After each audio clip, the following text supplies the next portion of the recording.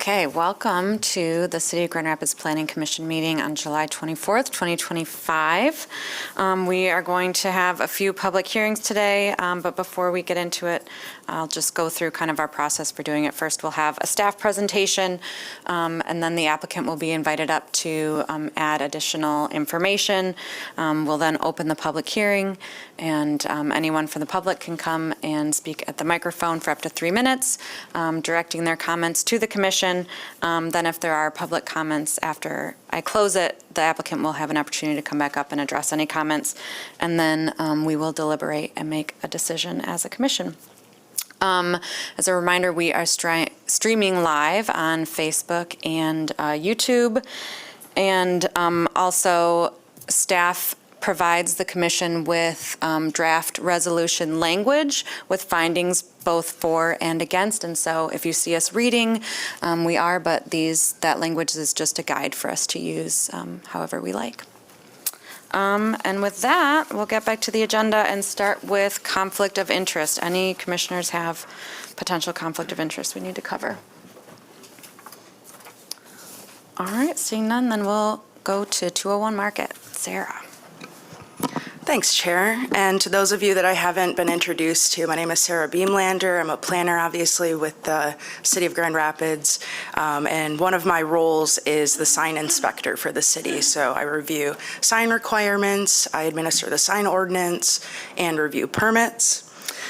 Getting into our first item at 201 Market Avenue Southwest, this is the amphitheater site located just east of the Grand River. Generally, it's surrounded by the TNCC zone district. The applicant is requesting approval of an established planned sign program for the 12,000-seat amphitheater. It's important for those of you that have not interacted with the planned sign program process to understand that it's not intended to circumvent a sign variance process or to simply allow larger signs, more additional signs. You'll really need to consider the built environment around this structure, around this development rather, as well as the surrounding uses that are around this development. Other key considerations that you need to think about today are going to be whether the requested deviations are warranted based on the development size, the building size, the use, and if it would create any adverse effects on nearby residents. The rest of the considerations are listed in your staff report, and we will go over those again at the end if needed. Before we analyze every sign individually, we've got quite a few we got to go through. I want to provide you with a bird's eye view from the east side of this development. This is the Market Avenue side.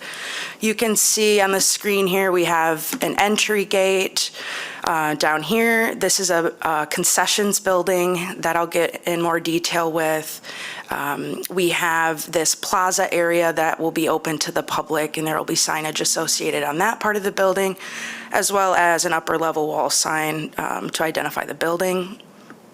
Looking from the Grand River side, we also have an entry gate located in the bottom right of this image with more Acrisure amphitheater signage along a wall, as well as this wall over here. So just wanted to give you the overall bird's eye view of the development so you can see how signage plays into the overall aesthetics of the site. On your screen, as well as in front of you, commissioners, you have a key signage location map. This is going to cover all the signs that we'll be discussing today. Not all of these signs are requesting a waiver or a deviation from the requirements of the TNCC zone district, but they are included in this package just to help with communicating the aesthetics of the property and how all the signs will interact with each other. Our first sign within the staff report, you have a table that shows all the requested deviations today. The first one on that list is sign A4.1. This is at the south entry of the development. The sign is identified as an upper level ID sign based on its placement. And we have a proposed height of 18.8 feet, as well as a max height of 16 feet with a max area of 50 square feet. However, they are requesting a larger area at 62 square feet. Moving to the plaza that was along Market Avenue, this section of the development are hydraulic doors that will open upwards when the facility is open to the public. However, with the Acrisure Amphitheater graphics on this, it qualifies as a sign because it is commercial speech. The wall sign allowance in this zone district is 50 square feet. This is proposed at 258 square feet. You'll want to consider, of course, how this interacts with the built environment as well as helps with the placemaking elements of the amphitheater. Getting into A1.1, this is the main Acrisure logo. This is what's most visible from Market Avenue as you're traveling southbound. The max letter and logo height for upper level signs is 24 inches. We have a range of heights within this sign. However, the largest is proposed at 112 inches, which significantly exceeds the requirement. The area maximum is based on linear feet of this wall. The curvature of this part of the development made it a little difficult to calculate the maximum area, so it is an approximate value. They are proposing something significantly more than what would be measured regardless at 382 square feet. Moving to sign 6.1, this is a West Acrisure logo. This should be somewhat facing the Grand River, somewhat internal to the site. Again, the letter and logo height are 110 inches, which significantly exceeds a 30-inch requirement. However, the area of the sign meets the requirements of the zone district. Sign A7.1, this is on the west wall facing the Grand River. This is adjacent to an entry gate that's located on the side. As you can see, they are proposing 55-inch as their maximum logo and letter size, which exceeds the 24-inch requirement. However, the area of the sign is within requirements. So when you are considering the upper level and wall signage requirements, I do want you to consider the massing of the building. And also this sign specifically, sign A7.1, was somewhat of a requirement from the building permit process of the amphitheater. We have certain requirements that speak to blank walls within developments, and this was a proposed requirement to help provide more detail to this elevation. Next, getting into your canopy signage, we'll have 3 of them to review. This is A2.1 on the east entry gate. This is along Market Avenue. We have a max letter height of 10 inches. However, they're proposing 20 inches. In terms of max area, that's also measured based on linear feet of the canopy. This one would give a maximum of 75 square feet. They're proposing 62, which is within the requirements. So letter height for this sign and the next 2 are going to be what you're considering. Just like the east entry, we have a west entry gate. This one faces the Grand River. The east entry and the west entry are the main entrances for events at the amphitheater. Again, we have a 20-inch letter height and a 62 square foot sign. The letter height exceeds requirements, but the area conforms to those requirements. Lastly, for canopy signage, we have these channel letters that are proposed on top of a wall. Typically, as it's designated, a canopy sign is on a canopy. However, I felt the function and size of this sign correlated with the requirements of a canopy sign. And I also wanted to be mindful that sometimes with these larger developments, there are building modifications, and I could see potential for a canopy to be constructed on this building. This is the concessions building that's within the development. So in order to allow for them to potentially relocate this sign onto a canopy, it would still be that same sign type, which makes it easier for my analysis and avoids needing your consideration. This one, the letter height is 28 inches, which is greater than the 10-inch maximum. The linear feet of this building wall measured out to provide 158 square feet of sign area. However, they're proposing 116, which is well within that requirement. Next, we're a little bit internal to the site at the loading dock entry. We have parking facility sign requirements, and this is considered a portal sign. It is 14.4 feet measured from grade to top of the sign, which exceeds our requirement of 12 feet as the maximum. With this, obviously, you want to take into consideration the size of the vehicle door or of the garage door, as well as the types of vehicles that are coming and going from this entry point. Next, we have sign P1.1. This is also considered a ground sign. You will not see this sign in your waiver table because it meets all requirements of the TNCC zone district. However, we have sign P2.1, a loading directional sign. It is internal to the site, though it's visible from the public right-of-way and significantly exceeds the requirements of the zone district. For example, the maximum area for a directional sign is 4 square feet, whereas they're proposing 15, and a max height of 3 feet, whereas they're proposing just over 5 feet. Of course, again, you'll want to take into consideration the site layout as well as the size of vehicles and the kinds of vehicles and equipment that come in and out of the site. Lastly, we have a roof logo sign. Article 15, the sign ordinance of the zoning ordinance, does not have requirements for a roof sign. It's typically not permitted and would require a variance, so we don't have any specific maximum area requirements to relate this to. It's 7,200 square feet. At this time, it's proposed to be white vinyl graphics or decals, potentially painted. I ask that you take into consideration a condition of approval that this sign not be illuminated. Based on the renderings from the different perspective angles we saw, if you have a building height in this zone district, which can go up to 20 stories, the sign would be visible from those buildings.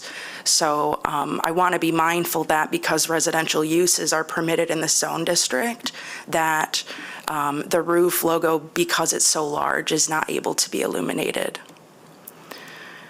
The remaining signs of this sign package are incidental signage. The letter heights range from 3 inches to 8 inches. I didn't feel that it was necessary to classify them as a certain sign type.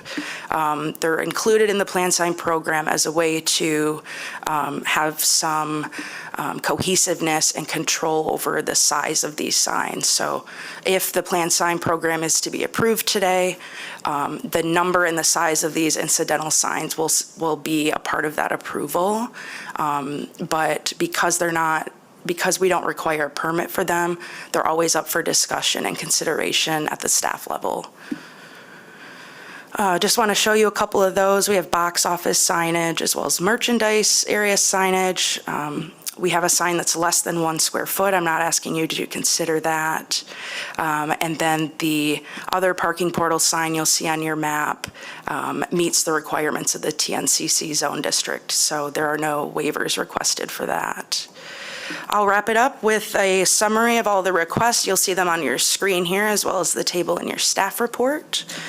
And to circle back to the key considerations, you're going to want to assess if these proposed deviations are warranted due to the building size, the development uses, and adjacent uses, whether this property is unique from other properties in this zone district, whether the plan sign program would create any adverse effects that were brought up today, as well as others that should be considered, and of course, whether this plan sign program would help the site be more attractive aesthetically, as well as assisting with wayfinding within the development. I'll pass it back to you, Chair. Wonderful. Thank you, Sarah. Does anyone have any questions for Sarah at this time?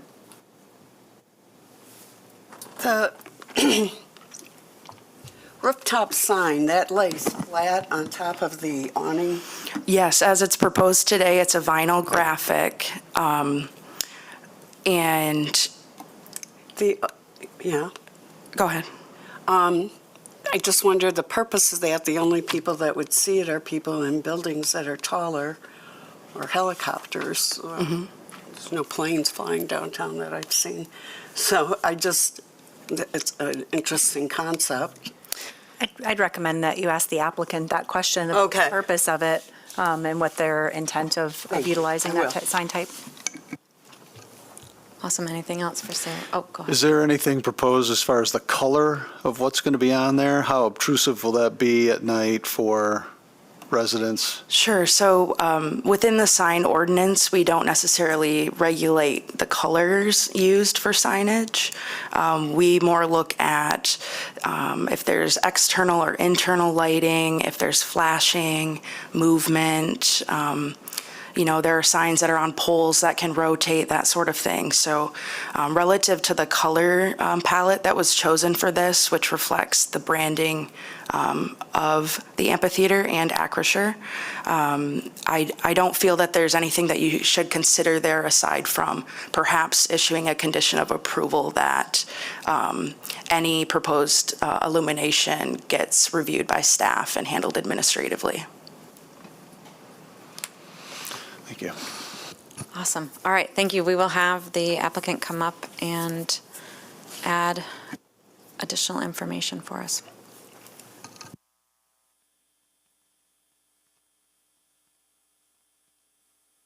Awesome.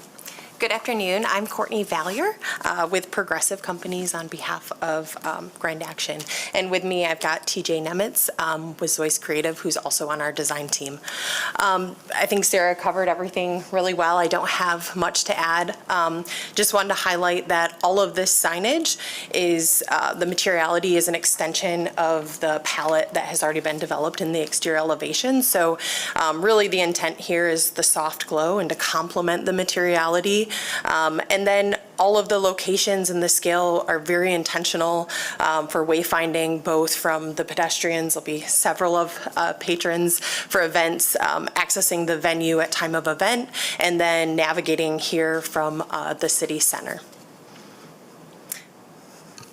Would you talk about the roof? Yeah, yep. Yeah. So roof logo, placemaking, large amenities, downtown, helicopter views, sports venue, music venue to enhance the venue and placemaking of the venue.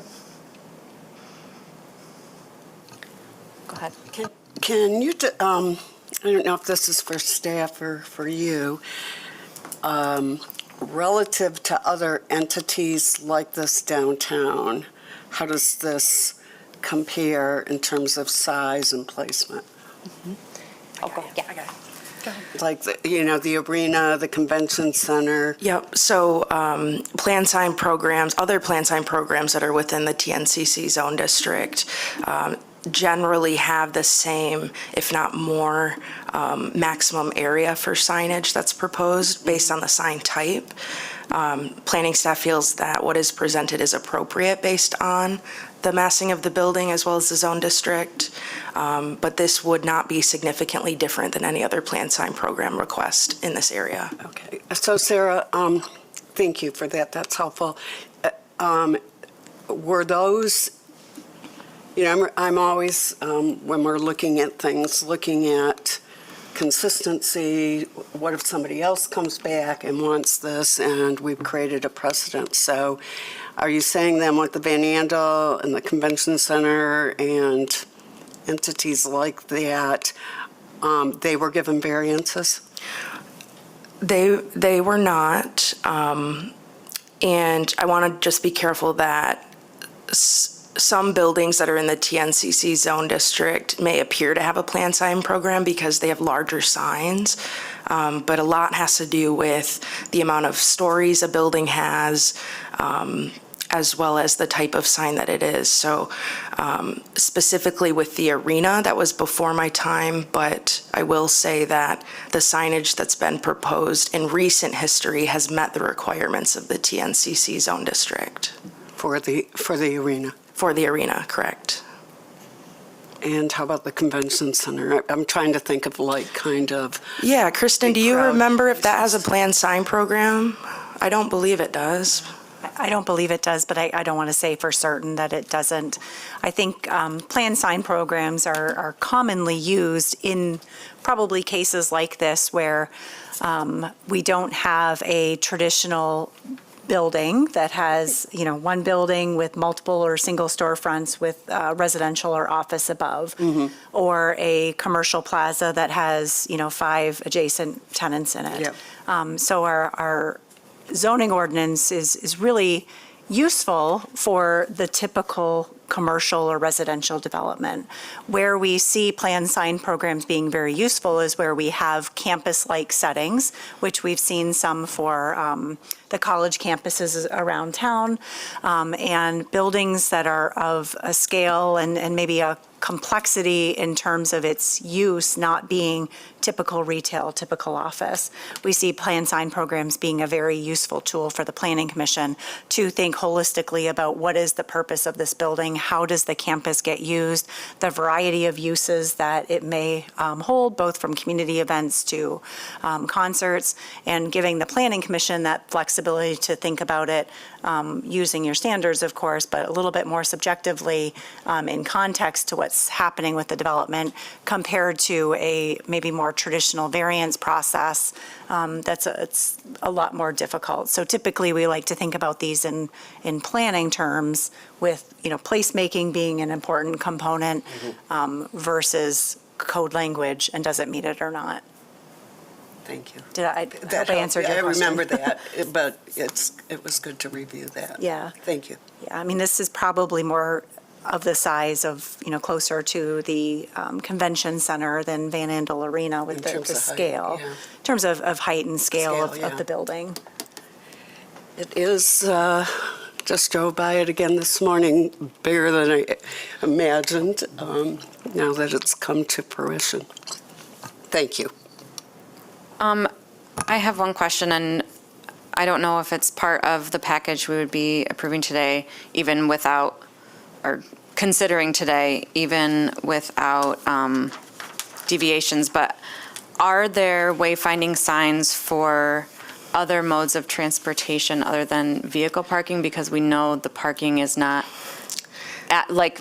not all the parking can be served Yeah. on the site. Yeah, I get what you're saying. We've had conversations with the applicant.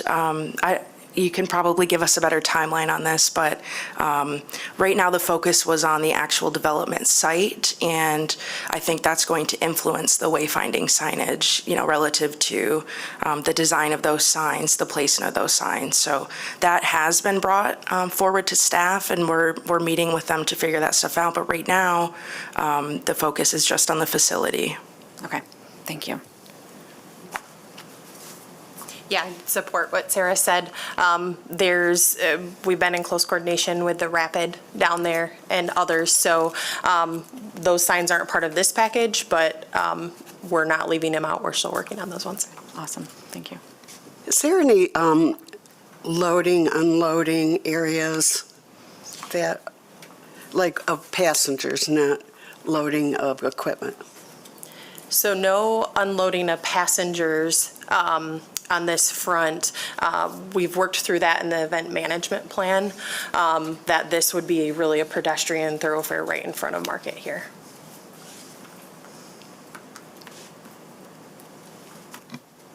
Rowan, am I correct that a lot of the multimodal options will be taking place on public property? Yeah, so I think a lot of the signage that would be needed and appropriate will not be part of the private property application here, so.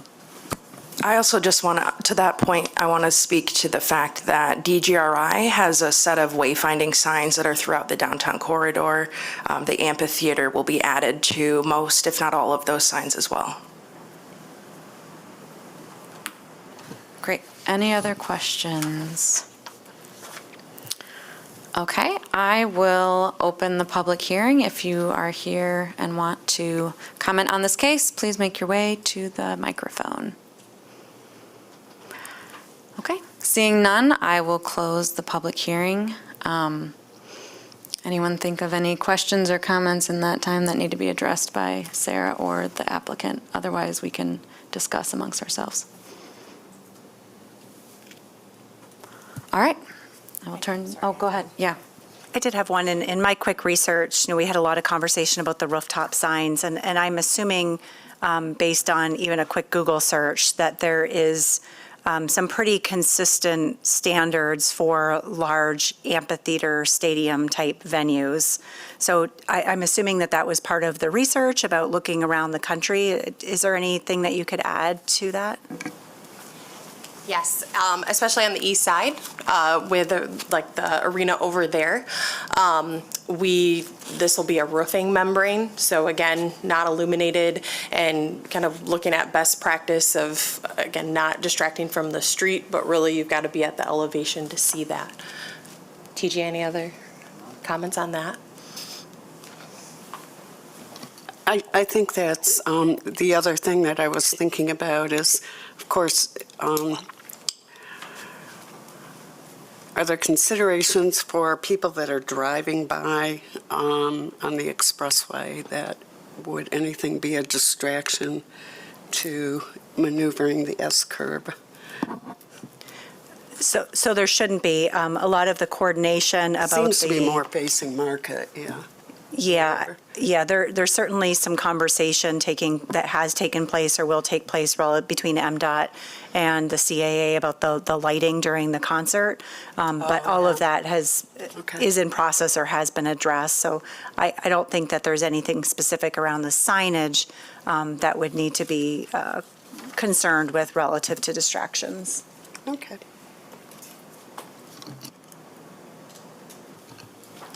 Great.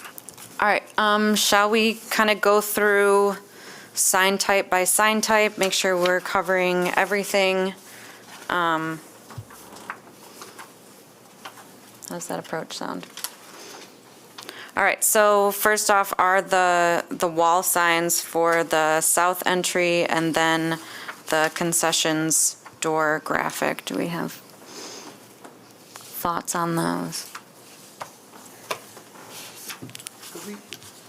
Could we pull that up on the screen? This one is the door graphic, and this one is the branded signage. Thank you.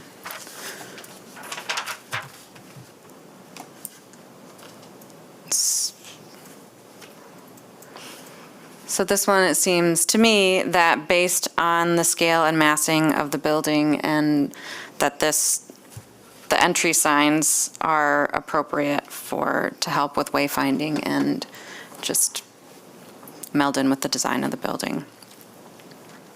I was going to echo that too. It seemed like most of these, honestly, are just because of what this building is, the fact that it is unique, and just the scale of the building itself makes many of these signs, at least I haven't seen one that I would think otherwise, but it makes many of these signs make sense. Not too big to be blinding or distracting, but also big enough to where it's readable from the street for people who are walking there. I also like I didn't make this comment earlier, but this is kind of a side note, but I do like the fact that, as the applicant pointed out up on Market Street, they're really making sure that this is pedestrian first, because we talked a lot about parking aspects and travel aspects to and from the amphitheater.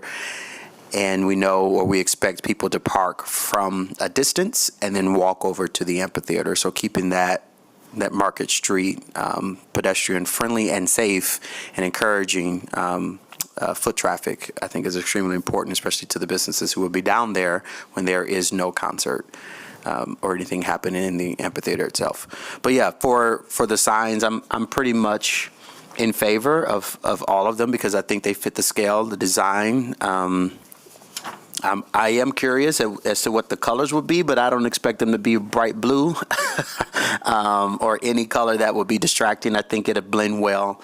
It'll be nice. And yeah, that's my thoughts. Thank you for that. Are you saying no blue and gold, huh?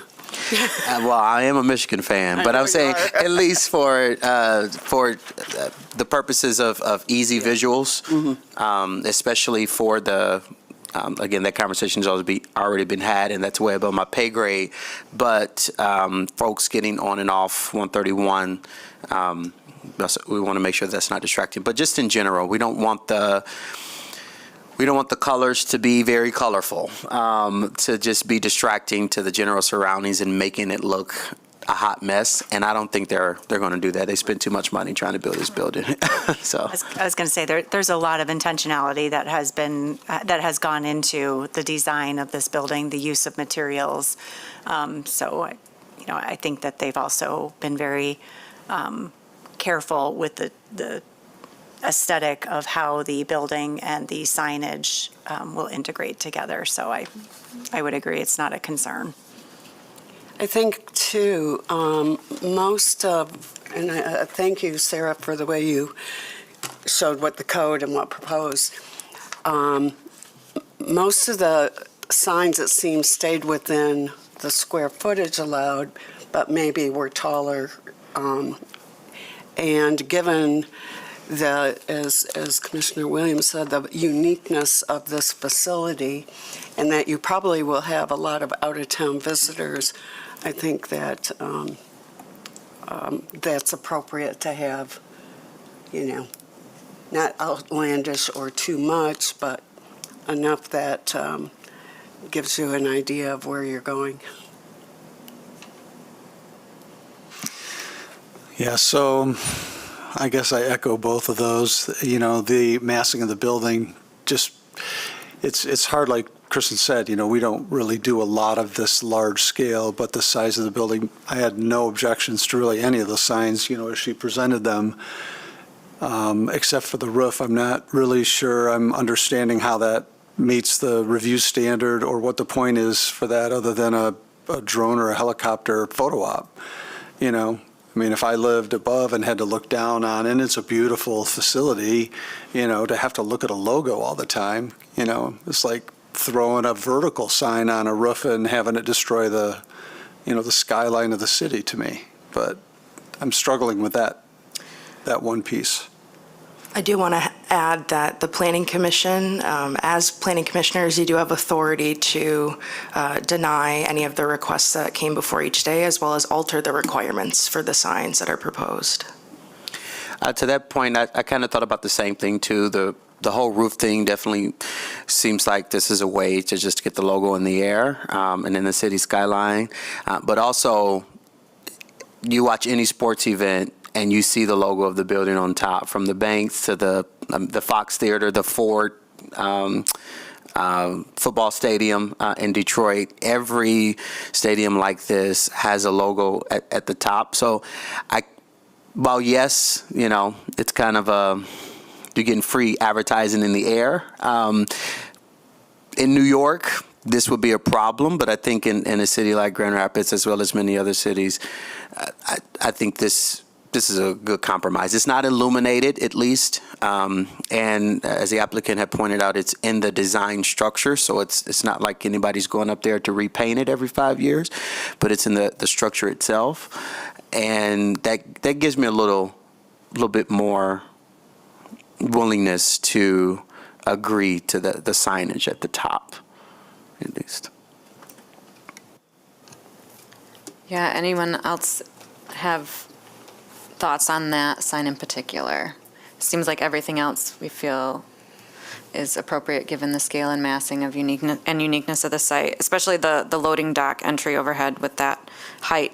There are going to be massive vehicles going in there with equipment and all of that, so I think that's completely appropriate too. But does anyone have other thoughts about the roof logo? I'm comfortable with it. I think for me personally, even if I ended up living in a building that looked down upon it, I think I might rather see some variation there rather than a football field size just silver disc. So again, as long as it's not illuminated, doesn't rise up from the building, I think it, doesn't does provide kind of some cool photo opportunities, I think. So I'm comfortable with that. I think on the balance, I'm comfortable with the application. I was a little concerned about the size and scale of the signage on the doors in the pedestrian way, just in that, it becomes part of the art, I would think, right? Because it's so large that as a pedestrian there, you're not going to read that sign because it's going to be big enough that you have to stand far enough back.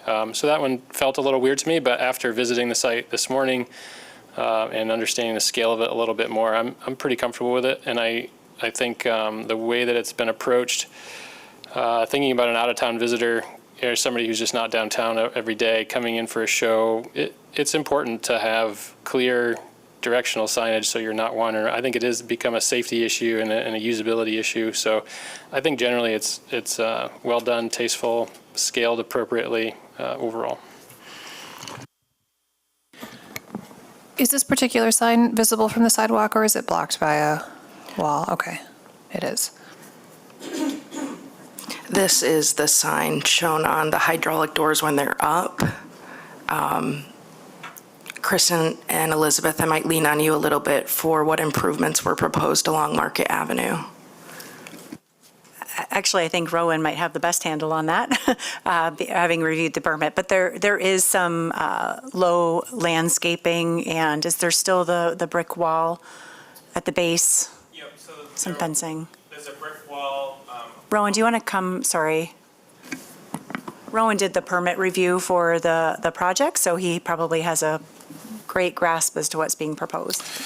Yep, so indicated here, you'll see a fence, and there's landscaping here to help establish the required building line of the facility. So that's on private property adjacent to the public right-of-way. And then with the reconstruction of Market, the pedestrian space was expanded. So I believe it's a 10-foot sidewalk out in front of the amphitheater. Our mobile GR department is looking at opportunities for micromobility zones. And then there's additional improvements in the public right-of-way on the backside of the amphitheater here. So there are additional spaces for bike racks and additional public improvements with that river walk that's currently under construction. So I think the sign would be visible, but it will be obscured with some of the landscaping, and it's set back quite a distance from the public sidewalk as well. Great, thank you. I think it's also important to realize that this will not be used probably 6 months a year at least, right? And so, understanding what this thing is.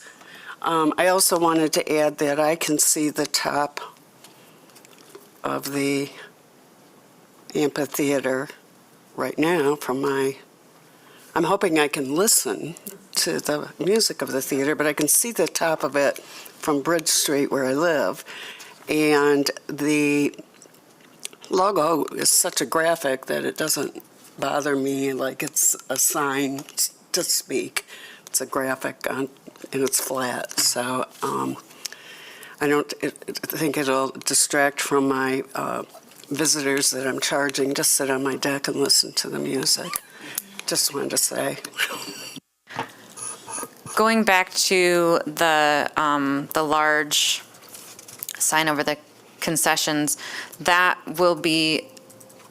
the rest of that plaza will generally be open to the public, even though there aren't shows, right? So like, even though there's a fence there and landscaping, people will freely be walking in front of it. So during non-concert events, that plaza will be accessible to the general public. During events, there is additional security measures where you would need to have a ticket in order to access that space. Okay. So I think the hope is and the intent is to utilize both that plaza space as well as the amphitheater space for additional community events and opportunities that were discussed when the amphitheater was first brought as special land use to the Planning Commission. So I think the hope is that it won't be not used for 6 months, that there will be, World of Winter or other opportunities when it's not quite as warm to have an outdoor concert, that there will be opportunities to use it. I have a question. Are there going to be signs that say, like at the Van Andel Arena, what's performing there? You know, what act is there tonight, or? Such as an electronic message center? Yeah. That is not proposed today as part of the Good. Okay. proposal. Well, I do like to know, but I think it's important for you to consider then the setback of the proposed ground sign and any, implications of adding an electronic message center to that sign being very close to the sidewalk. It's proposed at 4 feet, which meets the requirement for the setback. But relative to the placemaking elements that we talked about in the wayfinding, that could be something that you consider as part of your decision. I'm sorry, what sign is that? That is the parking facility ground sign. Parking, okay. It would be sign P1.1. You said this one is, This one is conforming to the sign requirements, but there is an opportunity to add an electronic portion, and so I just want that to be considered when you're reviewing its proximity to the right-of-way. But that addition would be a change requiring planning commission approval, right? It would, that's correct. okay, I see, so it's not being proposed now. It is not being proposed now. I think that general area as well is a little bit in flux for the future in that this space was designed to have liner buildings both in front of the parking deck between Market and the parking deck, as well as to the south of the parking deck. On the south side of the parking deck, fronting on what would effectively be a Bartlett extension, and then, of course, on the west side of it. So there's intended to be liner buildings that will go all the way around that deck, including potential addition of the deck. So there's additional future development opportunities that are being explored that, quite frankly, would likely change the placement of some of these directional signs, loading signs. Not on the table for you today, but just know that that's a future modification that we, I guess, quite frankly, we hope to see. Right, so that would come back to us in an amendment to the plan sign program.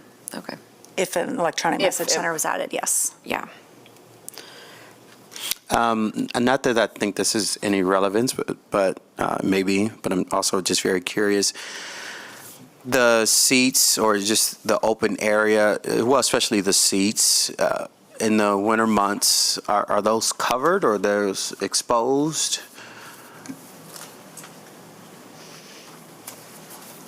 Those are fixed seats that will be exposed. Okay, Yeah. so no more signage there at least? No more, no more cover signs over the seats? Okay, well, I think I'm hearing consensus among the group. Is someone willing to make a motion?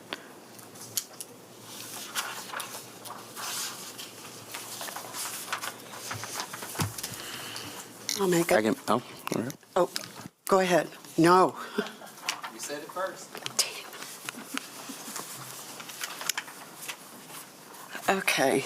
Now therefore be it resolved that the Planning Commission approves the request of Grand Action 2.0 to establish a planned sign program for a new amphitheater at 201 Market Avenue Southwest for the following reasons. The applicant has demonstrated that the proposed planned sign program would result in a more attractive aesthetic setting, improved safety, provide more convenient identification for planned users or other similar purposes that would not be achievable without deviations from specific sign requirements of the zone district because the proposed placement and size of signs are proportional to the scale and massing of the amphitheater. The careful placement and scale of the signs consider the pedestrian experience will aid with both pedestrian and vehicular navigation to the site and allow for visibility from several vantage points. The proposed signs will facilitate use of and wayfinding to the site, which will consequently contribute to activation of the city center.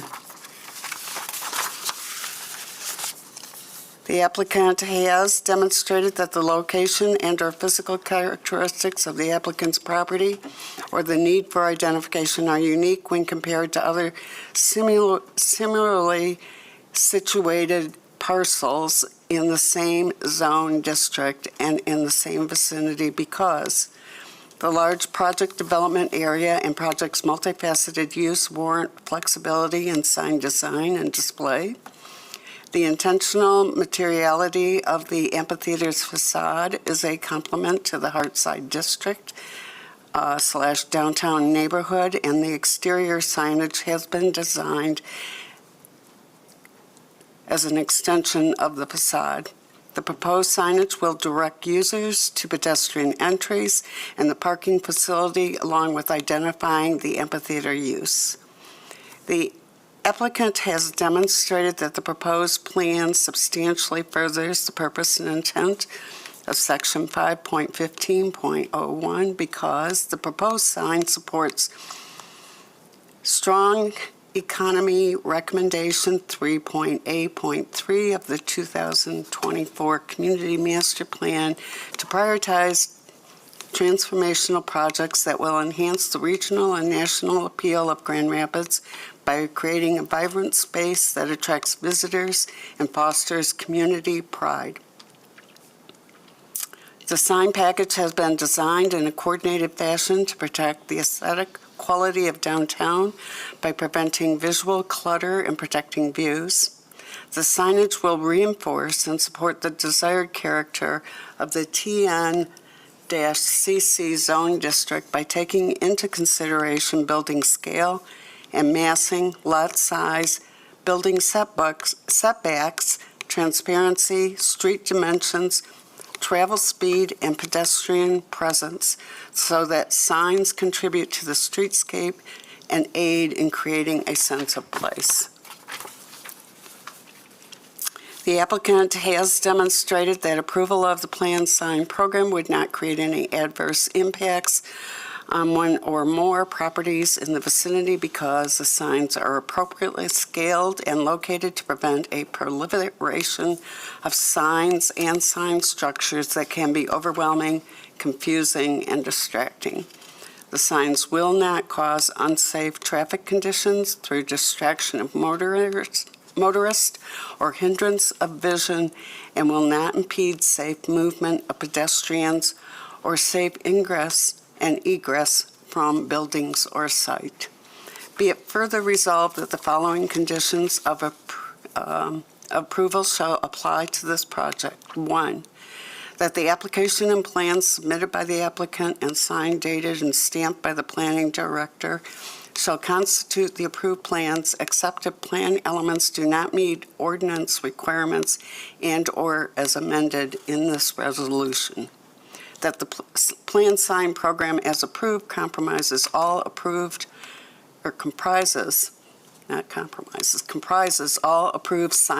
building signage, and that no additional signage may be permitted for the site unless a plan sign program is amended by the Planning Commission.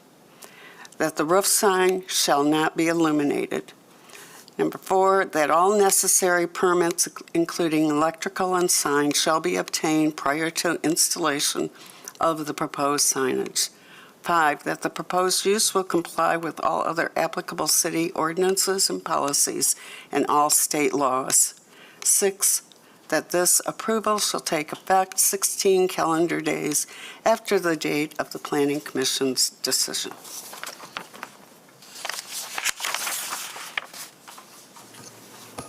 I have a motion. Do I have Support. support? Okay. I have one question, and it's for Sarah. So does condition number 4, that all necessary permits be obtained, does that cover your request for staff review of lighting and illumination? Didn't you say you recommended that we have a condition of approval that for an additional review by staff for lighting or illumination? I can't remember.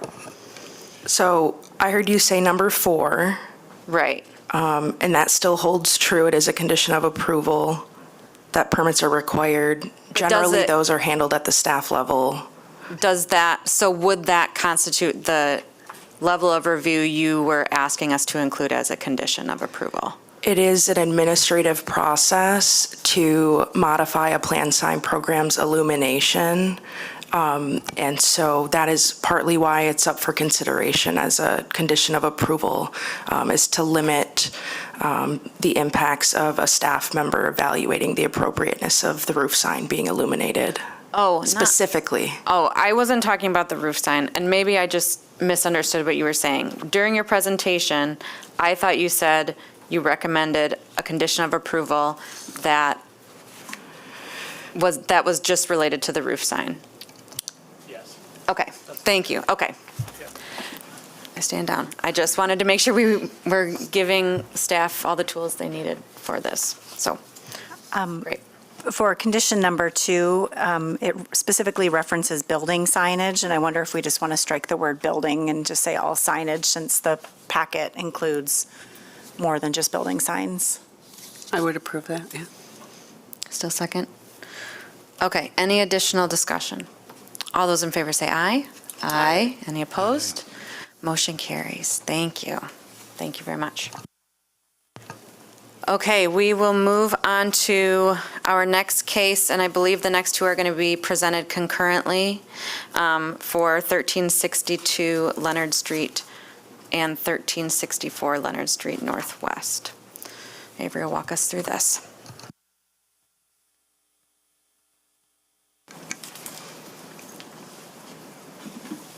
So the next two items on the agenda are for 1362 Leonard Street Northwest and 1364 Leonard Street Northwest. 1362 is a single-family home located in the TN-TBA zone district, highlighted in the green rectangle before you. And 1364 Leonard is a 17-acre cemetery. It is Mount Calvary Cemetery, and it is located in the MCN LDR zone district. Now, the reason that these two items are before you today at the same time is because of the fact that over time, cemetery improvements have encroached into private property, and the single-family home improvements have encroached onto the cemetery property. So this zoning will really just allow the improvements associated with each property to be split and combined with the respective properties. So this image shows where the survey stake is between 1362 and 1364. So you can see here the single-family home garage is almost split in half. And then also you can see the headstones are, located on 1362. And then this image further explains that there's the chain link fence that almost acts as the rear property, but the rear property of 1362 actually extends 40 and a half feet to the south. And again, here's the survey stake showing that there are cemetery improvements on the lot. And then this image does a really good job at showing what's currently on the site and has been there. The first gravestone that we've seen was placed in 1928, and the latest was 2018. So, for 20 years, these cemetery improvements have been adding onto the lot. So again, these rezonings will just allow the improvements associated with each lot to be placed on the lots that they should be. So, to further explain, the survey, which is outlined in blue, is what the 1362 single-family home property currently is. And this yellow shading here, the 61 and a half feet wide and then 40 and a half feet deep. This area is roughly 2,490 square feet. And it is requested to be rezoned from the TN TBA zone district to MCN LDR zone district to make sure that the cemetery improvements are combined with the Mount Calvary Cemetery property. And again, the chain link fence already acts as a buffer between the two, and that's where it is proposed to be divided. And then the companion request for 1364 Leonard for the Mount Calvary Cemetery includes 21 feet to the west, where this 1,921 square foot area parcel is requested to be rezoned from the MCN LDR zone district to the TN TBA zone district. And this will allow the single-family home improvements of the garage and driveway to be incorporated into the overall 1362 property and just make it consistent as it functions today. And the resultant 1362 Leonard Street property will be approximately 7,548 square feet, and this will exceed the minimum lot area required for the TN-TBA zone district. And again, this parcel being added to the cemetery will exceed the MCN LDR zone district requirements for minimum lot area. Both rezoning requests comport with the West Side Area Specific Plan, which they are located in, as well as the 2024 Bridge to Our Future Community Master Plan. And to recap, the applicant is requesting the southerly 40.5 square feet of 1362 Leonard Street Northwest to be rezoned from the TN-TBA zone district to the MCN LDR zone district to allow for the cemetery improvements located on the site to be incorporated into the Mount Calvary Cemetery at 1364 Leonard Street Northwest. And likewise, with the request for the northeasterly 21 feet of 1364 Leonard Street Northwest to be rezoned from MCN LDR to TN-TBA to allow for the garage and driveway improvements to be located on the single-family home property, also known as 1362 Leonard Street Northwest. Does the Planning Commission have any questions for me?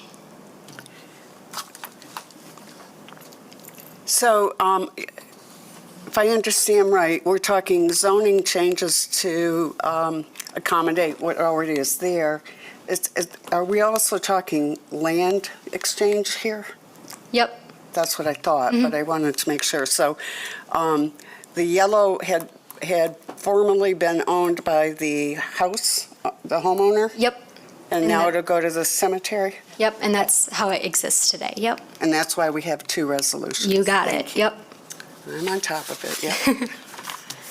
And also, just to be clear, the homeowner and the diocese, they're not the same? Right. Okay. Great. Any other questions? All right, I'll have the applicant come up and add any other information for us.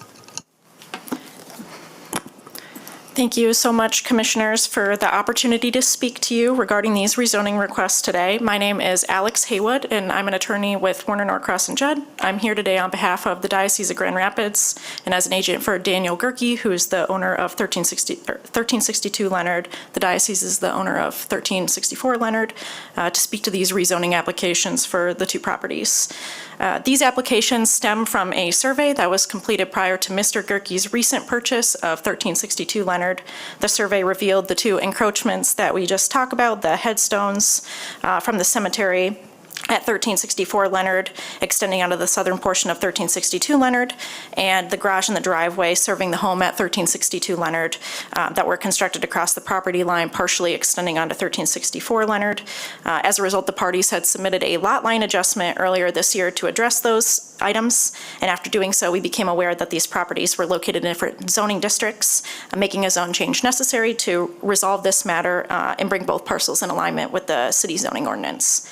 For some historical context, I thought that might be helpful here. The diocese acquired the 1362 Leonard property back in 1922, and from that point forward until 2015, the diocese owned both the 1362 and the 1364 Leonard properties.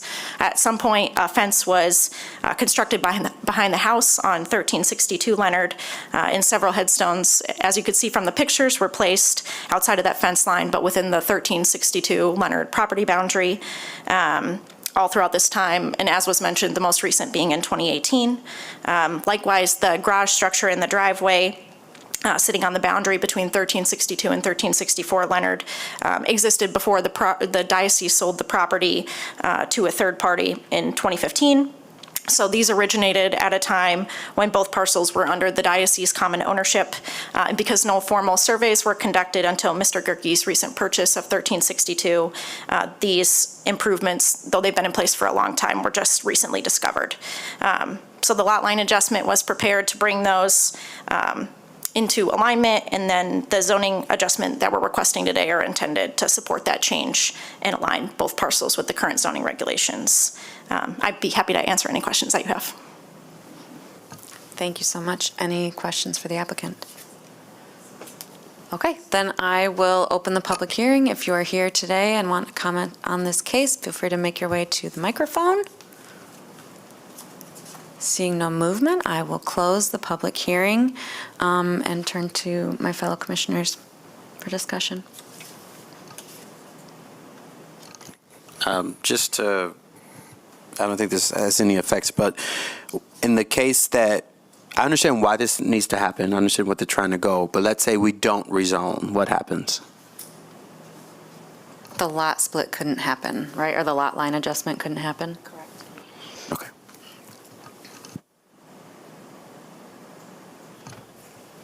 Then I'd refer all matters to Mr. Hooker. All right. I assume that the building owner, if they're present, is in agreement with this. Yeah, and house. I think you had stated that you were also his agent, correct? Yeah, that's correct. Yep, and he signed off on the application. We've spoken with him, and we're acting as his agent here.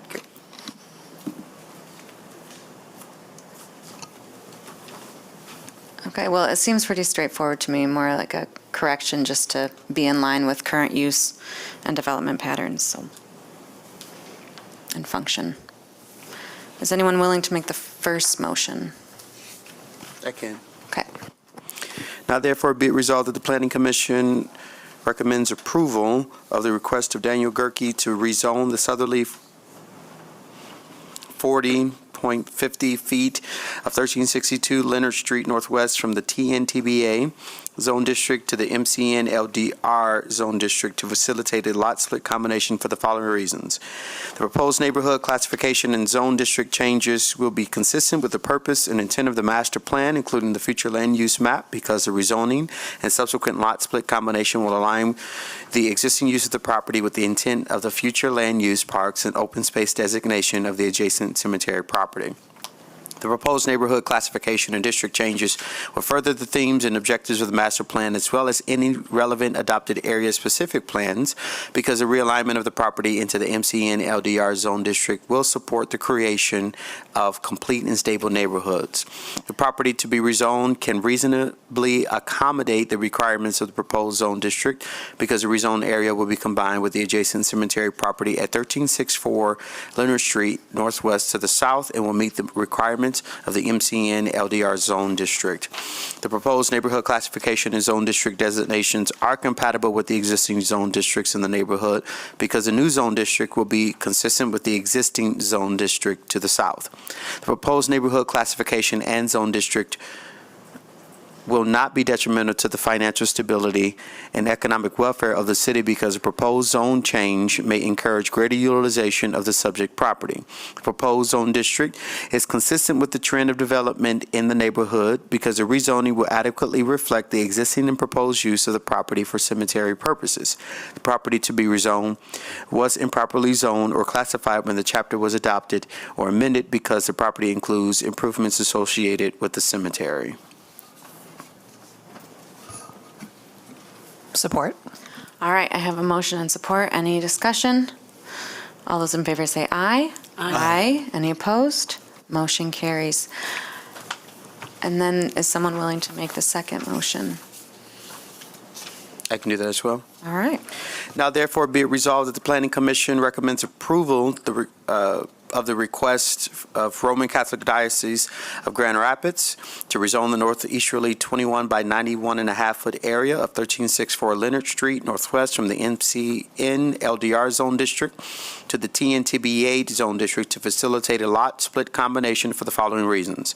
The proposed neighborhood classification and zone district changes will be consistent with the purpose and intent of the master plan, including the future land use map, because the rezoning and subsequent lot split combination will align the existing use of the property with the intent of the future land use compact neighborhood designation of the adjacent single-family home property. The proposed neighborhood classification and district changes will further the themes and objectives of the master plan as well as any relevant adopted area-specific plans because the realignment of the property into the TNTBA zone district will support the creation of complete and stable neighborhoods. The property to be rezoned can reasonably accommodate the requirements of the proposed zone district because this rezoned area will be combined with the adjacent single-family home property at 1362 Leonard Street Northwest to the east and will meet the requirements of the TNTBA zone district. The proposed neighborhood classification and zone district designations are compatible with the existing zone districts in the neighborhood because the new zone district will be consistent with the existing zone district to the east. The proposed neighborhood classification and zone district will not be detrimental to the financial stability and economic welfare of the city because the proposed zone change may encourage greater utilization of the subject property. Proposed zone district is consistent with the trend of development in the neighborhood because the rezoning will adequately reflect the existing and proposed use of the property for single-family home purposes. The property to rezone was improperly zoned or classified when this chapter was adopted and amended because the property includes improvements associated with a single-family home. I have a motion. Support. All right, I have support. Any discussion? All those in favor say aye. Aye. Any opposed? Motion carries. Thank you very much. Okay, now we get to have a demonstration of a lot analysis tool by staff.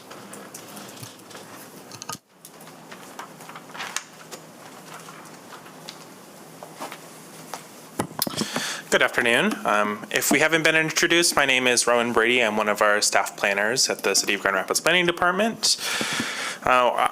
Our staff, along with Flywheel Consulting, have been working on a tool for lot buildability, specifically looking at infill housing, anything from 1 to 2 to 4 housing. And the tool is still in development. It's not quite ready for public use or distribution, but we wanted to put it before you today to get your feedback on how you see this might be helpful with the community, and then also just run through some interesting analysis that we've found through the development of this tool.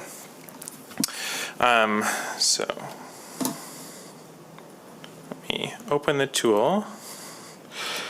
To guide our conversation, we have kind of put together a few scenarios to kind of help through the tool. Once the tool opens, can't type in the password.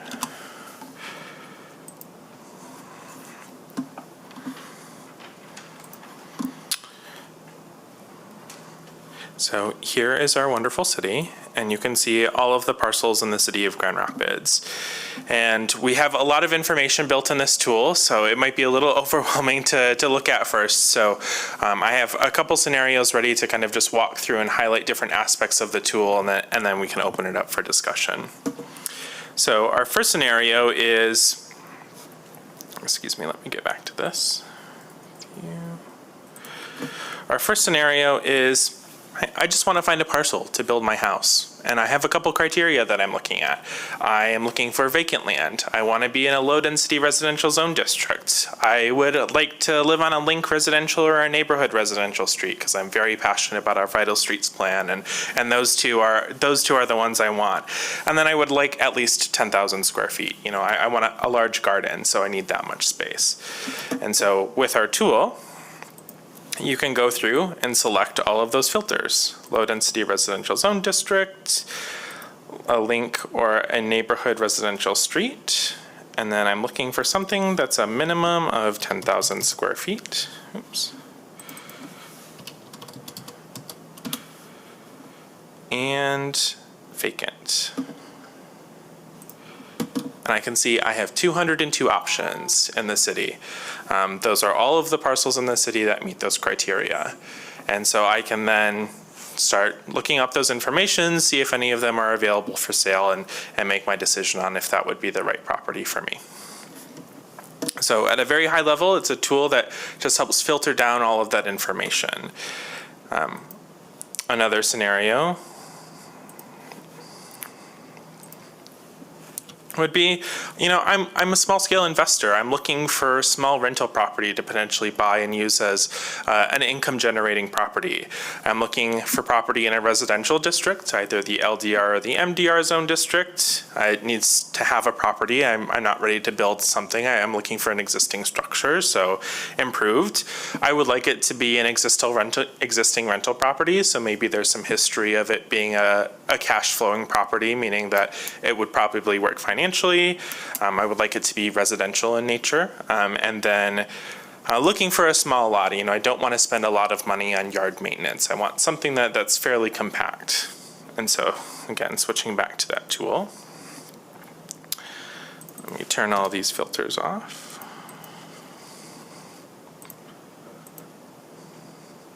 Okay, I'm looking at either our LDR, MDR zone district. I'm looking for something that is not owner occupied, something that has a structure, and residential.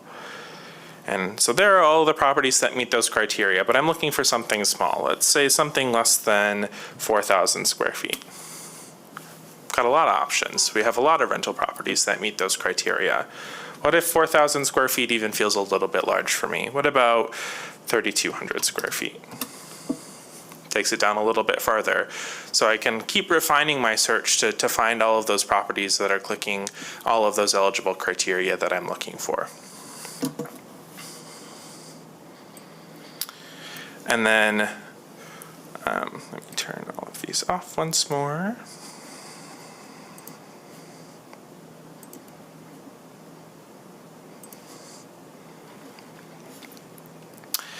And then something that we're really excited about is the potential to pair this with our permit ready plans. So we released these permit ready plans back in May. They were a set of construction drawings that the city and the Michigan Economic Development Corporation developed for single, 2, and 4 family structures.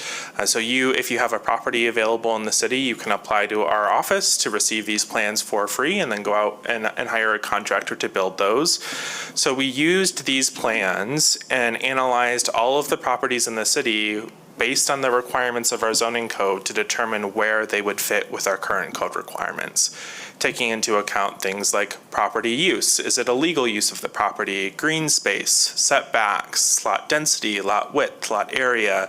All of those requirements we built into this tool so someone could very quickly go to the tool and say, I am looking for a vacant property where a duplex would meet all of the zoning requirements. And 649 seems small to me, so I'm thinking there's a filter here that it's just vacant property. So 649 vacant parcels where you could build our permit ready duplex plan and have some assurances that it meets a lot of our zoning requirements. So the tool really intended to work in close proximity with those permit-ready plans so that we would have a very efficient way for someone who's interested in building one of those permit-ready plans to identify property in the city that would be suitable for those. We also have a filter for our land bank properties, so you can click that on and see of the land bank lots, how many of those would support a duplex. We're at about 28. And then you could test the other two types of permit-ready plans, those being single-family. 60 vacant land bank properties would likely support a single-family or a quadplex. 12 of our land bank properties that are vacant would potentially support a quadplex. And not only do we have those requirements in the aggregate, but we also have them individually broken down. So we have them for each of the housing types, both single family, duplex, and four family. And we have broken out zoning, density, lot size, lot width, setbacks, green space, and then green space taking into account parking that might be required to be provided on site. So if I look at a duplex, and as policy officials, commissioners who are tasked with writing and recommending zoning code, I think there's a lot of interest in looking at the zoning components and their individual parts to see what elements of our zoning ordinance might be dropping properties out from ineligibility for housing construction where they otherwise meet all of the requirements.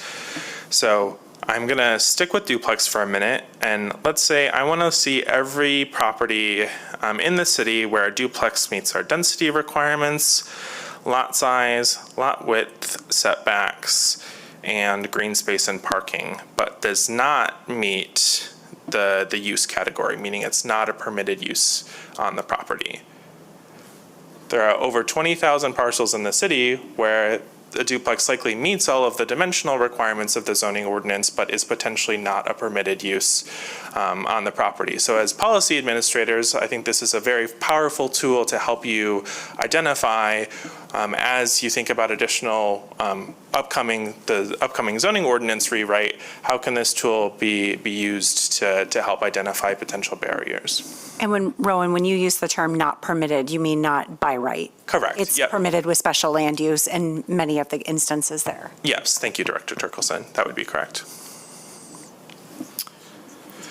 And then kind of building on that as well, we wanted to build a little bit more functionality into this tool other than checking a box yes or no. So I'm going to jump down to the quadplex and say, I want to see everywhere where a quadplex is a permitted use by right. It meets the lot width requirements, our setbacks, and our green space requirements. I'm going to leave density and lot size checked off for now, and I'm going to just focus on the TNLDR zone district, which was the point of focus for the small scale housing text amendments that were passed in May of 2024.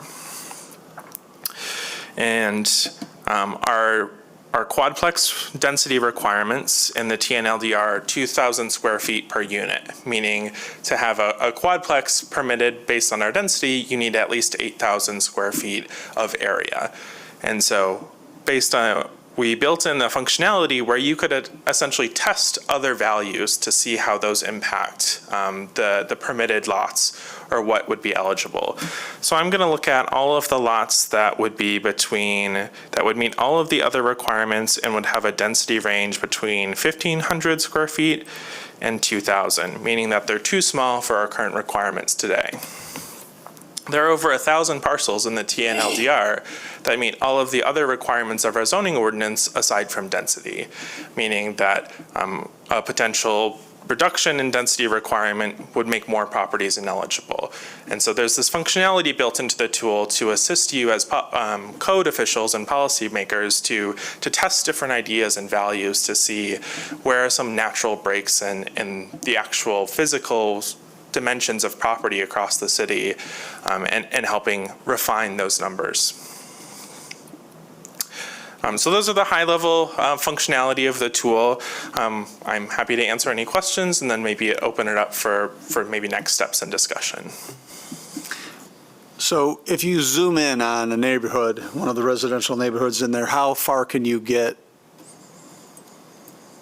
And does it at any point give you address information, or is it Yep, so you are able to click on a property, Okay, great.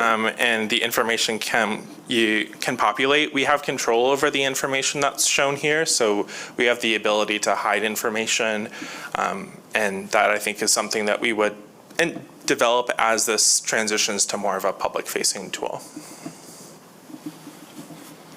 Yeah. Thank you. Yep. All of the information in this tool is public information, so there's not anything in here that is coming from our tax department or nothing that you can't just find by going to our assessor's department in public information. So anything shown in this public setting, and if you were able to figure out the very secure password to this tool, it would still only be public information.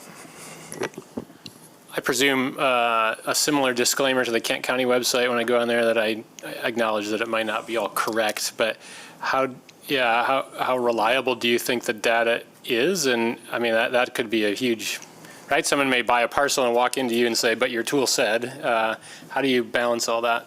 Yeah, it's an excellent question, and it would be a disclaimer, as you've mentioned, with the Kent County, as probably a little bit more detailed based on, and provide a little bit more information on how this tool was developed and encourage people to verify the information with our office. Do you have a sense for accuracy today? I mean, Yeah, we've been working on this for probably about 2 months, and we're on our fourth iteration of it after we've kind of gone and done individual truth testing by zooming into specific areas and looking at properties individually. I'm pretty confident in the math and how our code translated into actual computer code for this tool.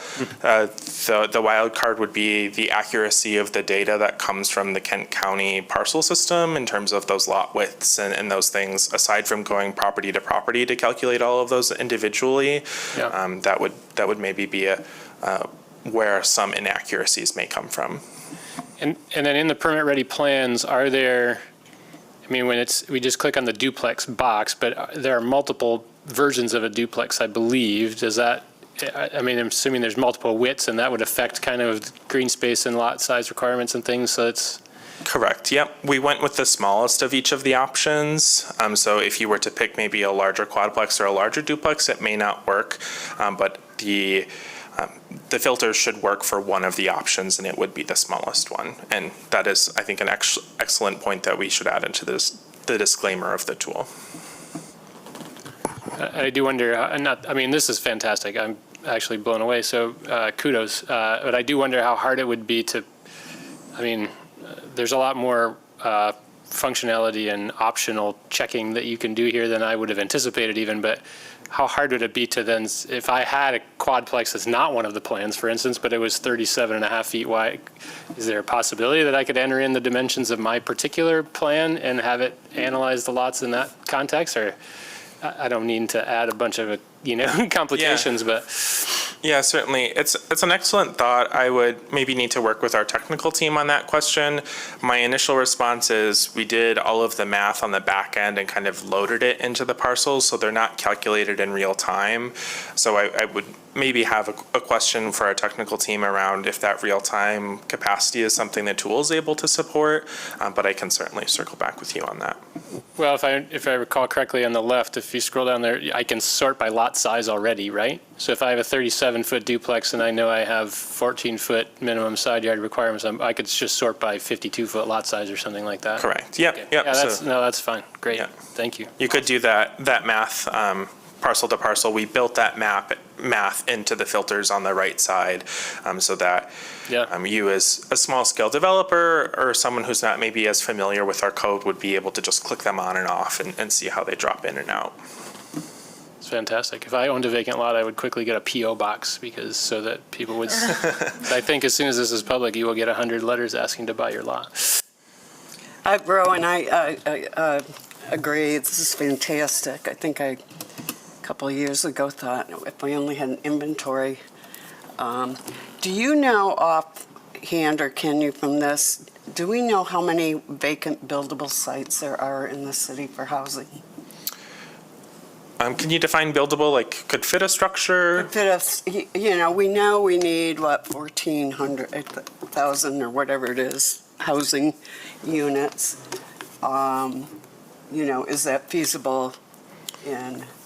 Yeah, it's an excellent Unbuilt question. part. Yep. So if you see this chart in the top right section of the filter, it shows how many parcels are essentially highest and best use for the single, the two-family, and the quadplex. So what this is telling us is that in the city, there are 33,400 parcels that would support a single-family house. And that's the highest use of the property based on all of the filters we've built into the tool. There are about 10,000 that would support a duplex as the highest, and then another 10,000 that would support a quadplex as the highest. And then about 4,000 where none come in. And that's based on some exclusions we built in, like parks and schools, and we didn't do this for the CC. So if I click on the vacant. Rowan, that's strictly based on the permit-ready plans. Correct, yep. So just an important distinction, I think, not based on general zoning policy. Yes, thank you for that clarification. So. Can't turn it over to AI just yet, huh? Thank gosh. So if I click on the vacant land use filter, those numbers get updated to show you what essentially would be the highest permit-ready plan that you would be able to build on all of the vacant sites. And if I can just do some quick math, that looks like about 1,300 units in quadplexes and an additional 280 in duplexes, so that's another 500. And then, so we're looking at maybe about 2,400 dwelling units just based on the vacant parcels. But a lot of these are potentially unbuildable for other reasons, like steep slopes and wetlands, and that's something we're looking to add to the tool, as some of those environmental features that make the properties unbuildable for another reason other than those base dimensional zoning requirements. Is this all residential or is commercial on here or other uses? We analyzed it for every zone district except the city center. Single family, two family, and quadplexes are generally not anticipated to be built in the city center, so we excluded the city center from the analysis, but it includes every other zone district. Thank you. Really good job. I was just going to say, I'm looking forward to the future here, where we can get this and Zillow combined. So update your PO boxes, because I would envision like you could just go here, say who owns this, and then contact them and say I want to buy it, but I'm not rich enough, so.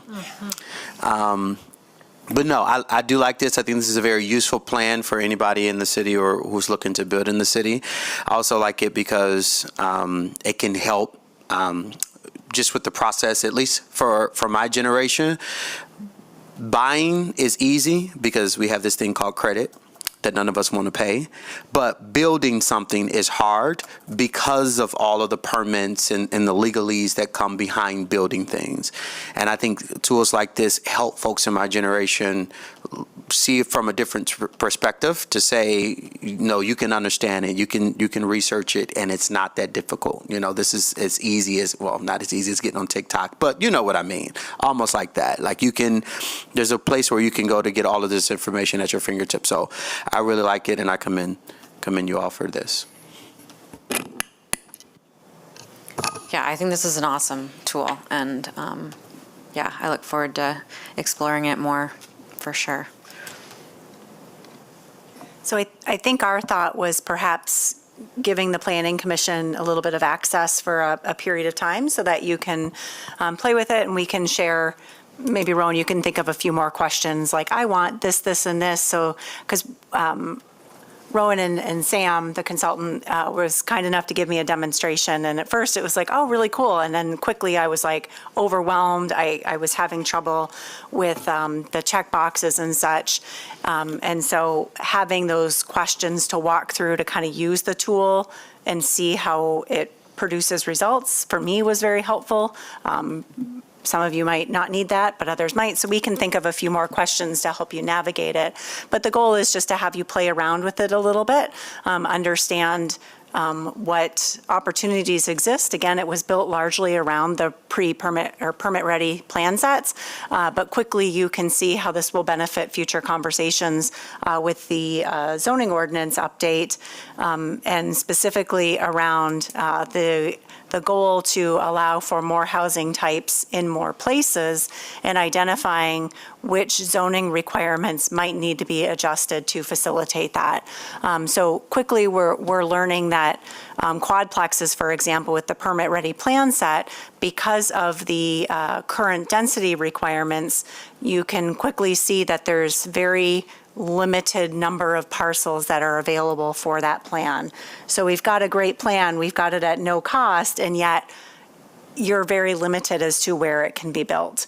And so that right there is indicative of perhaps we need to look at our density requirements sooner than later to be able to make sure that we have the zoning structure in place to facilitate the goals that the city has established. So I think that that's, I guess, my ask of you is to start playing around with it and begin to identify which requirements we really want to look at. But of course, there's going to be trade-offs that, you know, we might have less green space. Is that okay? We might have lesser setbacks. Is that okay? And so, but at least we'll understand and have that informed decision versus us saying, sounds appropriate. We think it advances our objectives. So that's something we'll share with you very shortly here. And there's no, I guess, immediate ask of the Planning Commission beyond just using it, becoming a little bit more comfortable. Feel free to give myself, Rowan, planning staff, your questions or comments, because there might be opportunities to build on this if you think that would be helpful and it's within the capacity of the program and programmers. I'm unfamiliar with what happens at our retreat, but I'm wondering if that might be a place where we could use it together. Especially as a new commissioner, I would probably benefit from some of the discernment from those who've served longer than me. Yeah, I think so, right, Elizabeth? There's still space on that agenda? To do maybe more of like a hands-on with the tool? Well, we had anticipated a bus tour, Yep. so Let us take a look at that then. We had initially thought about doing this presentation then, but spending time, I want to call it a workshop, where you're actually using it on your respective computers, we can see if there's time for that for sure. So I can appreciate the challenge of doing it on your own. It would overwhelm me.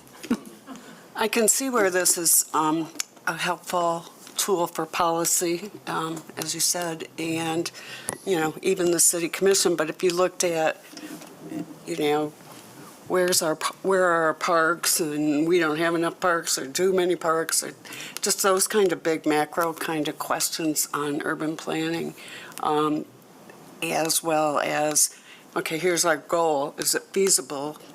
You know, if we only have 2,000 lots, of course, there are lots that can be redone and going up and things like that. But I think this is excellent start for a number of applications, not just the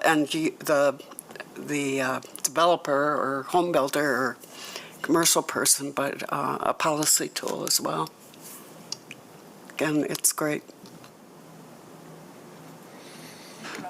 Quick question. The lower left side, the assessor classification, you used 401 for residential.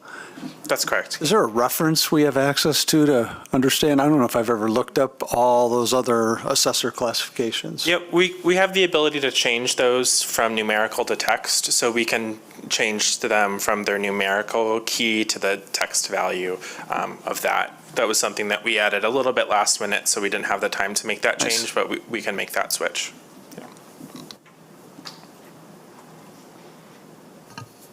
Awesome.